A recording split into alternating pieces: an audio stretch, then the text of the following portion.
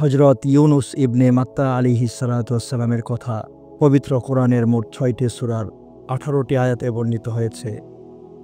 সূরা ইউনুস ৯৮ আয়াতে তার নাম ইউনুস, সূরা আম্বিয়া ৮৭ আয়াতে তার নাম জুন্নুন, সূরা কালাম ৪৮ নম্বর আয়াতে তাকে সাহেবে হুত বলা হয়েছে। নুন ও হুত উভয়ের অর্থ হচ্ছে মাছ। জুন্নুন ও সাহেবে হুত অর্থ হল মাছওয়ালা। একটি বিশেষ ঘটনার প্রেক্ষিতে তিনি উক্ত নামে পরিচিত হন। সামনে সে ঘটনা আলোকপাত করা হলো। ইউনুস আলাইহিস সালাতু ওয়াস সালাম বর্তমান ইরাকের মোসুল নগরীর নিকটবর্তী নিনওয়া জনপদের অধিবাসীদের প্রতি প্রেরিত হন। তিনি তাদেরকে তাওহীদের দাওয়াত দেন এবং ঈমান ও সৎকর্মের প্রতি আহ্বান জানান। কিন্তু তারা তার প্রতি অবাধ্যতা প্রদর্শন করে বরাবর দাওয়াত দিয়ে প্রত্যাখ্যাত হলে আল্লাহর হুকুমে তিনি এলাকা ত্যাগ করে চলে যান। ইতিমধ্যে তার কওমের উপরে আযাব নাজিল হওয়ার পূর্বাভাস দেখা দিল। জনপদ ত্যাগ করার সময় তিনি বলে গিয়েছিলেন যে ৩ দিন পর সেখানে গজব নাজিল হতে পারে। তারা ভাবল নবী কখনো মিথ্যা কথা বলেন না। ফলে ইউনুসের কওম ভীত সন্ত্রস্ত হয়ে দ্রুত কুফর ও শিরিক হতে তওবা করে এবং জনপদের সকল আবাল বৃদ্ধ বনিতা এবং গবাদি পশু সব নিয়ে জঙ্গলে পালিয়ে যায়। সেখানে গিয়ে তারা বাচ্চাদের ও গবাদি পশুগুলিকে পৃথক করে দেয় এবং নিজেরা আল্লাহর দরবারে কায়মনোচিত্তে কান্নাকাটি শুরু করে দেয়। তারা সর্বান্তঃকরণে তওবা করে এবং আসন্ন গজব থেকে আল্লাহর আশ্রয় প্রার্থনা করে। ফলে আল্লাহ সুবহানাহু ওয়া তাআলা তাদের তওবা কবুল করেন এবং তাদের উপর থেকে আযাব উঠিয়ে নেন। এই বিষয়টি সূরা ইউনুসে আল্লাহ ঘোষণা দিয়েছেন, ফালাউলা কানাত ক্বরিয়াতুন আমানাত ফানাফাআহা ঈমানুহা ইল্লা কওমা ইউনুস লাম্মা আমানু কাশাফনা আনহুম আযাবাল খিজয়ি ফিল হায়াতিদ দুনিয়া ওয়া মাত্তা'নাহুম ইলা হিন। অতএব তারা কোন জনপদ কেন এমন হলো না যে তারা এমন সময় ঈমান নিয়ে আসত যখন ঈমান আনলে তাদের উপকারে আসত। কেবল ইউনুসের কওম ব্যতীত যখন তারা ঈমান আনল তখন আমি তাদের উপর থেকে পার্থিব জীবনের অপমানজনক আযাব তুলে নিলাম এবং তাদেরকে নির্ধারিত সময় পর্যন্ত জীবনোপকরণ ভোগ করার অবকাশ দিলাম। সূরা ইউনুস আয়াত নম্বর ৯৮। অত আয়াতে ইউনুসের কওমের প্রশংসা করা হয়েছে। ওদিকে ইউনুস আলাইহিস সালাতু ওয়াস সালাম ভেবেছিলেন যে তার কওম আল্লাহর গজবে ধ্বংস হয়ে গেছে, কিন্তু পরে যখন তিনি জানতে পারলেন যে আদৌ গজব নাজিল হয়নি, তখন তিনি চিন্তায় পড়লেন যে এখন তার কওম তাকে মিথ্যাবাদী ভাববে এবং মিথ্যাবাদীর শাস্তি হিসেবে প্রথা অনুযায়ী তাকে হত্যা করবে। তখন তিনি জনপদে ফিরে না গিয়ে অন্যত্র হিজরতের উদ্দেশ্যে বেরিয়ে পড়লেন। এ সময় আল্লাহর হুকুমের অপেক্ষা করাটাই যুক্তিযুক্ত ছিল, কিন্তু তিনি তা করেননি। আল্লাহ বলেছেন, ওয়া ইন্না ইউনুসা লামিনাল মুরসালিন ইয আবাকা ইলাল ফুলকিল মাশহুন ফাসাহামা ফাকানা মিনাল মুদহাদিন ফালতাকামাহুল হুত ওয়া হুয়া মুলিম। আর ইউনুস ছিল পয়গাম্বরদের অন্তর্ভুক্ত। যখন সে পালিয়ে যাত্রী বোঝাই নৌকায় গিয়ে পৌঁছল, অতঃপর লটারিতে সে অকৃতকার্য হল, অতঃপর একটি মাছ তাকে গিলে ফেলল। এমত অবস্থায় সে ছিল নিজেকে ধিক্কার দানকারী। সূরা সফফাত আয়াত নম্বর ১৩৯ থেকে ১৪২।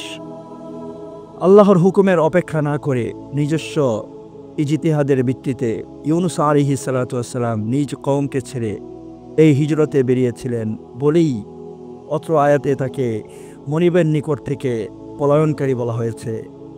যদিও বাহ্যত এটা কোনো অপরাধ ছিল না, কিন্তু পয়গাম্বর ও নৈকট্যশীলগণের মর্তবা অনেক ঊর্ধ্বে। তাই আল্লাহ সুবহানাহু ওয়া তাআলা তাদের ছোটোখাটো ত্রুটির জন্য পাকড়াও করে থাকেন।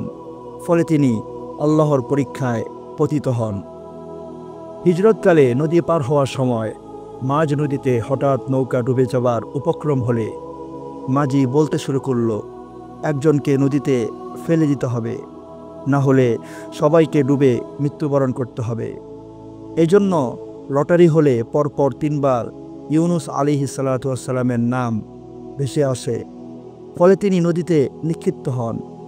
সাথে সাথে আল্লাহর হুকুমে বিরাট আকারের একটি মাছ এসে তাকে গিলে ফেলে।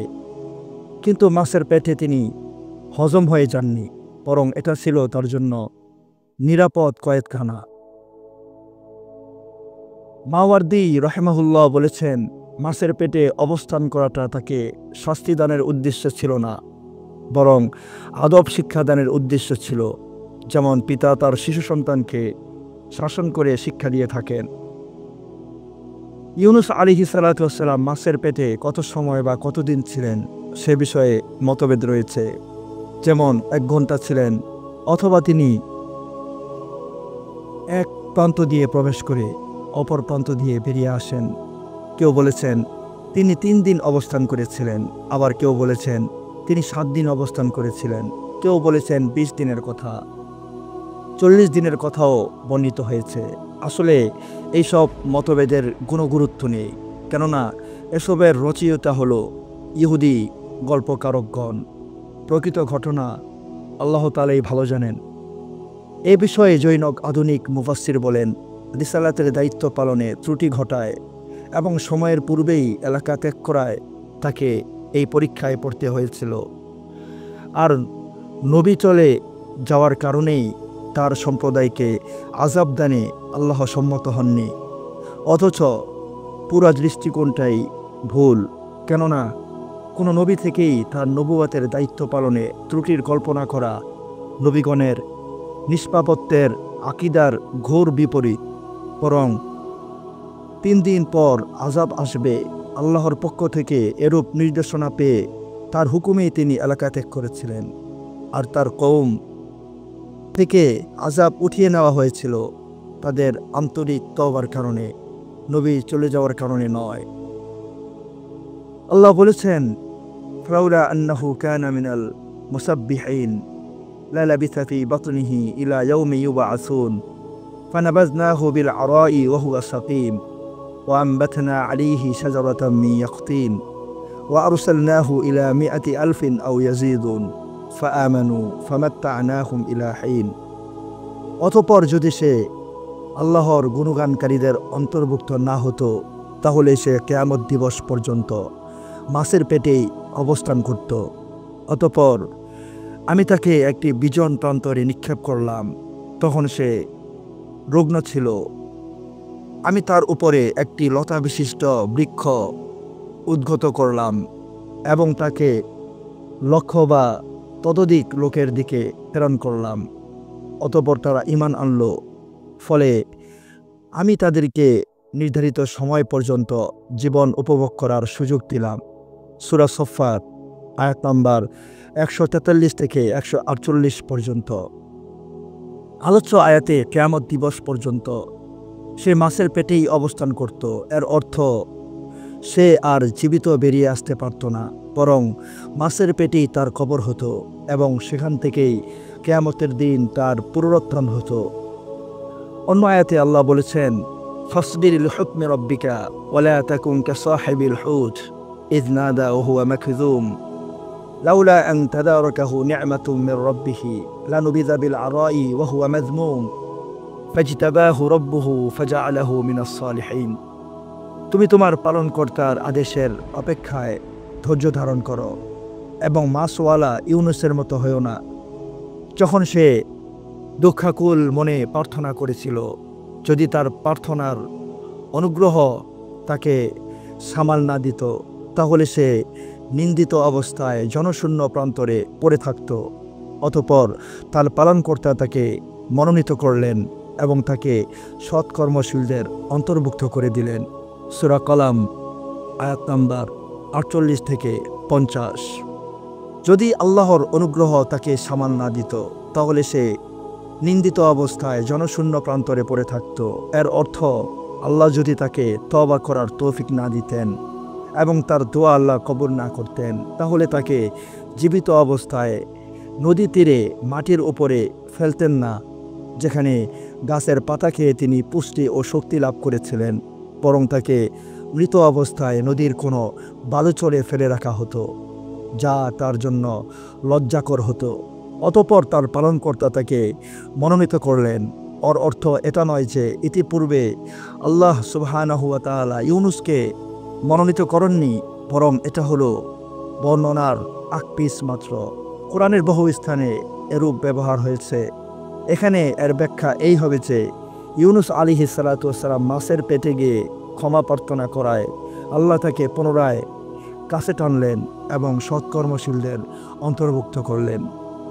অন্যত্র ইউনুসের ক্রোধ হয়ে নিজ জনপদ ছেড়ে চলে আসা, মাছের পেটে বন্দী হওয়া এবং ওই অবস্থায় আল্লাহর নিকট ক্ষমা প্রার্থনা করা সম্পর্কে আল্লাহ বলেছেন, ওয়াযান্নুন ইয যাহাবা মুগাদিবান ফাযান্না আল্লান নাকদিরু আলাইহি ফানাদা ফিজ যুলুমাত আল্লা ইলাহা ইল্লা আনতা সুবহানাকা ইন্নী কুনতু মিনাজ জালিমিন ফাস্তাজাবনা লাহু ওয়া নাজ্জায়নাহু মিনাল গাম্মি ওয়া কাযালিকা নুনজিল মুমিনিন। এবং মাছওয়ালার ইউনুস আলাইহিস সালাতু ওয়াস সালামের কথা স্মরণ করো, যখন সে আল্লাহর অবাধ্যতার কারণে লোকদের উপর ক্রোধ হয়ে চলে গিয়েছিল এবং বিশ্বাসী ছিল যে আমি তার উপরে কোনোরূপ কষ্টদানের সিদ্ধান্ত নেব না। অতঃপর সে মাছের পেটে ঘন অন্ধকারের মধ্যে আহ্বান করল, হে আল্লাহ, তুমি ব্যতীত কোনো উপাস্য নেই, তুমি পূত পবিত্র, আমি অবশ্যই সীমালঙ্ঘনকারীদের অন্তর্ভুক্ত। অতঃপর আমি তার আহ্বানে সাড়া দিলাম এবং তাকে দুশ্চিন্তা হতে মুক্ত করলাম, আর এভাবেই আমি বিশ্বাসীদের মুক্তি দিয়ে থাকি। সূরা আম্বিয়া আয়াত নম্বর 87 থেকে 88 পর্যন্ত। ইউনুস আলাইহিস সালাতু ওয়াস সালামের উক্ত দোয়ায়ে ইউনুস নামে পরিচিত। রাসূলুল্লাহ সাল্লাল্লাহু আলাইহি ওয়াসাল্লাম বলেছেন, দাওয়াতু যান্নুন ইয দাআ রাব্বাহ ওয়া হুয়া ফি বাতনিল হুত লা ইলাহা ইল্লা আনতা সুবহানাকা ইন্নী কুনতু মিনাজ জালিমিন লাম ইয়াদউ বিহা রাজুলুন মুসলিমুন ফি শাইইন ইল্লা ইস্তাজাবা লাহ রাওয়াহু তিরমিজি। আল্লাহ রাসূল বলেছেন, বিপদগ্রস্ত কোনো মুসলমান যদি নেক মাকসাদ হাসিলের নিমিত্তে উক্ত দোয়া পাঠ করতে পারে, তবে আল্লাহ তা কবুল করেন। রাসূলুল্লাহ সাল্লাল্লাহু আলাইহি ওয়াসাল্লাম এটাও বলেছেন, লা তুফাদ্দিলু বাইনা আম্বিয়া আল্লাহি ওয়া মা ইয়ানবাগি লিআবদিন আন ইয়াকুল ইন্নী খায়রুম মিন ইউনুস ইবনে মাত্তা। তোমরা আল্লাহর নবীগণের মধ্যে মর্যাদার তারতম্য করো না, আর কোনো বান্দার জন্য এটা বলা উচিত নয় যে আমি ইউনুস ইবনে মাত্তার চাইতে উত্তম। কুরতুবী এর ব্যাখ্যায় বলেছেন, আল্লাহর রাসূল সাল্লাল্লাহু আলাইহি ওয়াসাল্লাম এটা এজন্য বলেছেন যে তিনি যেমন মিরাজে সিদরাতুল মুনতাহায় আল্লাহর নিকটবর্তী হয়েছিলেন নদীর অন্ধকার গর্তে মাছের পেটের মধ্যে, তেমনি আল্লাহ ইউনুস আলাইহিস সালাতু ওয়াস সালামের নিকটবর্তী হয়েছিলেন। বস্তুত এটা ছিল রাসূলের নিরঅহংকারের স্বভাব ও বিনয়ের বহিঃপ্রকাশ মাত্র।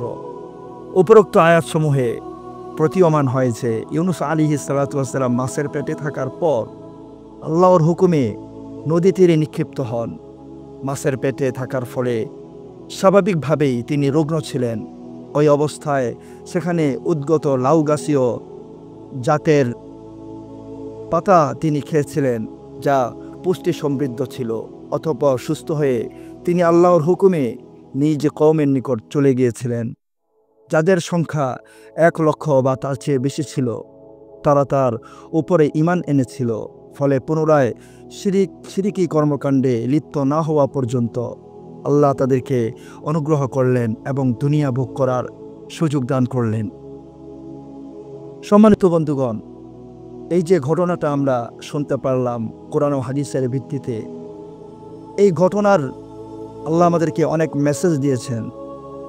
এই ঘটনার মধ্যে আমাদের জন্য অনেক শিক্ষণীয় বিষয় রয়েছে, যেমন বিভ্রান্ত কওমের দুর্ব্যবহারে অতিষ্ঠ হয়ে তাদেরকে ছেড়ে চলে যাওয়া কোনো সমাজ সংস্কারের উচিত নয়। নাম্বার 2, আল্লাহ তার নেক বান্দার উপরে শাস্তি আরোপ করেন না। যে কোনো সংকটে এরূপ দৃঢ় বিশ্বাস রাখতে হবে। নাম্বার 3, আল্লাহর পরীক্ষা কীরূপ হবে তা পরীক্ষা আগমনের 1 সেকেন্ড পূর্বেও জানা সম্ভব নয়। নাম্বার 4, কঠিনতম কষ্টের মুহূর্তে কেবলমাত্র আল্লাহর কাছেই সাহায্য প্রার্থনা করতে হবে। নাম্বার 5, খালেস তওবা ও আকুল প্রার্থনার ফলে অনেক সময় আল্লাহ গজব উঠিয়ে নিয়ে থাকেন, যেমন ইউনুসের কওমের উপর থেকে আল্লাহ গজব ফিরিয়ে নিয়েছিলেন। নাম্বার 6, আল্লাহ ইচ্ছে করলে যে কোনো পরিবেশে ঈমানদারদেরকে রক্ষা করে থাকেন। নাম্বার 7, পশু পক্ষী, বৃক্ষলতা ও জলচর প্রাণী সবাই আল্লাহর হুকুমে ঈমানদার ব্যক্তির সেবায় নিয়োজিত থাকে, যেমন মাছ ও লতা জাতীয় গাছ ইউনুসের সেবায় নিযুক্ত হয়েছিল। নাম্বার 8, বাহ্যিক দৃষ্টিতে কোনো বস্তু খারাপ মনে হলেও নেককার ব্যক্তির জন্য আল্লাহ উত্তম ফয়সালা করে থাকেন, যেমন লটারিতে নদীতে নিক্ষেপের সিদ্ধান্ত নিজের জন্য অতীব খারাপ মনে হলেও আল্লাহ ইউনুসের জন্য উত্তম ফয়সালা দান করেছিলেন এবং তাকে মুক্ত করেছিলেন। নাম্বার 9, আল্লাহর প্রতি আনুগত্য ব্যতীত দোয়া কবুল হয় না, যেমন গভীর সংকটে নিপতিত হবার আগে ও পরে ইউনুস আলাইহিস সালাতু ওয়াস সালাম আল্লাহর প্রতি আনুগত্যশীল ছিলেন, ফলে আল্লাহ তার দোয়া কবুল করেছিলেন। নাম্বার 10, আল্লাহর প্রতিটি কর্ম তার নেককার বান্দার জন্য কল্যাণকর হয়ে থাকে, যা বান্দা সঙ্গে সঙ্গে বুঝতে না পারলেও পরে বুঝতে পারে, যেমন ইউনুস আলাইহিস সালাতু ওয়াস সালাম পরে বুঝতে পেরে আল্লাহর প্রতি অধিক আনুগত হন এবং এজন্য তিনি আল্লাহর প্রতি অধিক প্রত্যাবর্তনশীল আওয়াব বলে আল্লাহর প্রশংসাযোগ্য হয়েছিলেন। সম্মানিত বন্ধুগণ, ইউনুস আলাইহিস সালাতু ওয়াস সালামের ঘটনাটি নিয়ে আপনার কী মতামত রয়েছে অবশ্যই আমাকে কমেন্ট করে জানাতে পারেন।